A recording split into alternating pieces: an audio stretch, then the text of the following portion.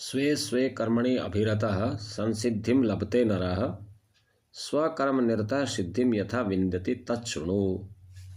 यतः प्रवृत्ति भूतानां येन सर्वमिदं ततं स्वकर्मणा तमभ्यर्च्य सिद्धिं विन्दति मानवः। 18वें अध्याय के 45वें और 46वें श्लोक में श्री कृष्ण भगवान अर्जुन से कह रहे हैं कि सबसे सरल रास्ता मुक्ति को पाने का, आत्मा को पाने का, परमात्मा को पाने का, ये बता रहे हैं कि स्वे स्वे कर्मणि अभिरतः, अपने अपने नियत कर्म में लगे हुए, जिसको जो भी जीवन में नियत कर्म मिला है, अर्थात शुद्ध कर्म, अशुद्ध नहीं।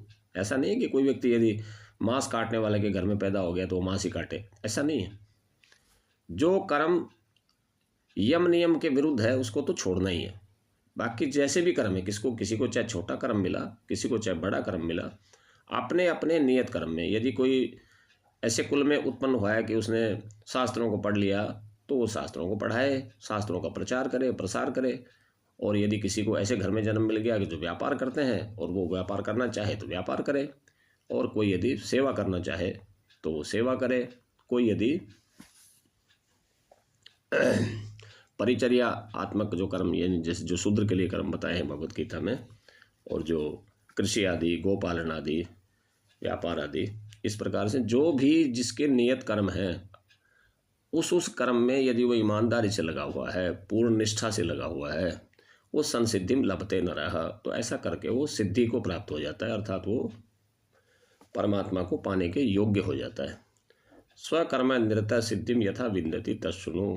हे अर्जुन, अब तुम मुझसे ये सुन कि अपने कर्म में नियत, अपने अपने नियत कर्म में लगा हुआ जो व्यक्ति है वो सिद्धि को कैसे प्राप्त करता है, वो मुझसे सुनो।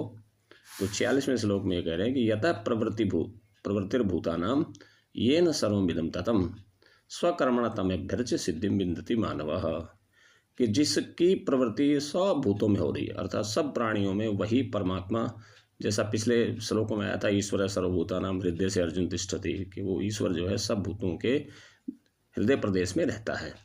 तो ऐसा जो परमात्मा सब जगह फैल रहा है, जैसा कि उपनिषदों के आरंभ में आया था, ईशावास्यमिदं सर्वं यत्किंच जगत्याम जगत, वहाँ भी यही बात आई थी कि सारे संसार में वो परमात्मा कण कण में विराजमान है।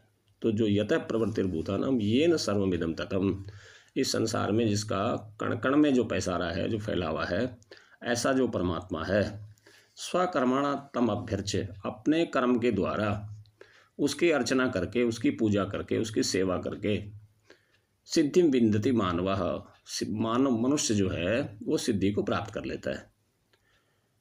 सिद्धि को प्राप्त कर लेता है मानी वो ऐसे कर्म करते करते, सेवा के कर्म यदि वो निष्काम भाव से करे, यदि वो जैसा गीता के दूसरे अध्याय में आया था कि 3 चीज़ों को हमें छोड़ना है, 3 चीज़ों को छोड़कर जो सारे अच्छे कर्म हैं वो करने हैं।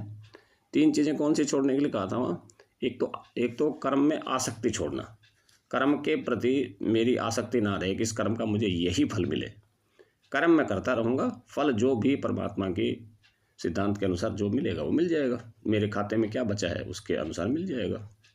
और दूसरा अहंकार को छोड़ना है, मैं भाव को छोड़ना है, और तीसरा मेरे को छोड़ना है।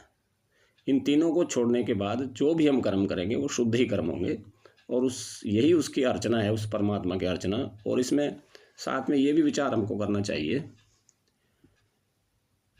कि कर्म कोई भी छोटा या बड़ा नहीं होता। हमारी क्षमता यदि एक व्यक्ति को, एक चिड़िया को एक मुट्ठी दाना डालने की है तो उसको भी उतना ही फल मिलेगा, और एक व्यक्ति के पास 1000 व्यक्तियों को भोजन देने के लिए है तो उसको भी उतना ही फल मिलेगा। तो कोई भी कर्म छोटा नहीं होता, परंतु हमारी क्षमता जो है उसको हमने बचा के नहीं रखना। अपनी पूरी क्षमता के अनुसार यदि हम संसार की सेवा करेंगे तो हमको मुक्ति मिलनी निश्चित ही है। ऐसा इन दोनों श्लोकों का सार मैं समझ पाया हूँ, और आपको भी इसमें खूब सहायता मिलेगी आपकी साधना में। ओम शांति शांति शांति।